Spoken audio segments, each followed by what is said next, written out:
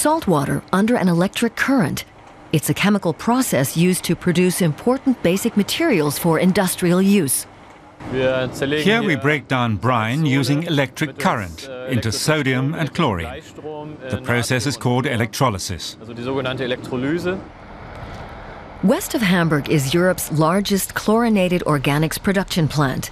Its main basic needs are salt and electricity. Some 600 kilometers to the south in Bavaria is another chemicals industry company. The Drechsel family dyes, impregnates and coats textiles.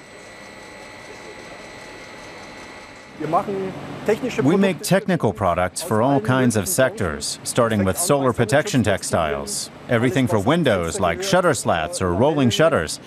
We make technical textiles, filtration textiles, and articles for protective vests. Both companies face strong competition on international markets and use a lot of electricity. But the chlorinated organics plant near Hamburg has one big advantage. It doesn't have to share the costs of Germany's change to renewable energies. So far, it's been exempt from the Renewables surcharge. But Brussels' investigation into these reductions is making the operator nervous. Our total energy use is greater than that of Hamburg. Not just the individual households, but everything, even industry. The difference of paying the Renewables surcharge or not here in Germany is in the region of 400 million euros. And that's on a scale that would endanger the entire basis of our business. Back to the textile finisher in the south, it has to pay the full electricity costs because it doesn't use enough to be exempt from the surcharge. The company says that's unfair and unconstitutional and has filed a lawsuit. Basically, you're punished for saving energy. You get exempt when your energy use is a certain percentage of your gross value added. If you don't reach that level, you don't qualify. We would have easily qualified for it a few years ago with 14% of the gross value added.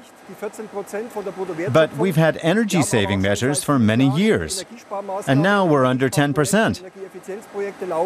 So, for us, an exemption is out of the question now. We have to keep saving and could save ourselves to death.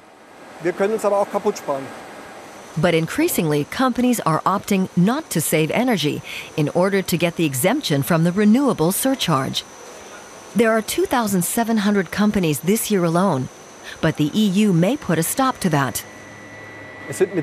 Surely there are a few companies that don't belong in that group. They have to be removed. There needs to be general fairness, and that means the government stepping in. The U.S. chemicals giant is watching the situation in Germany very carefully. Part of the electricity comes from Dow's own power plant next door. Another one is being planned.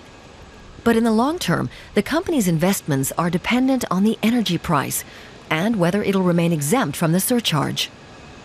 The investment we have here of 4 billion euros doesn't make relocating easy. But if doing business in the market with a normal competitive price is not possible because you can no longer offer your product at a competitive price, you have to make a decision at some point. No one stays in a location because it's such a nice place. When you can't run your business, then you have to take appropriate steps. In Europe, electricity is considerably more expensive for industry in Britain and Italy.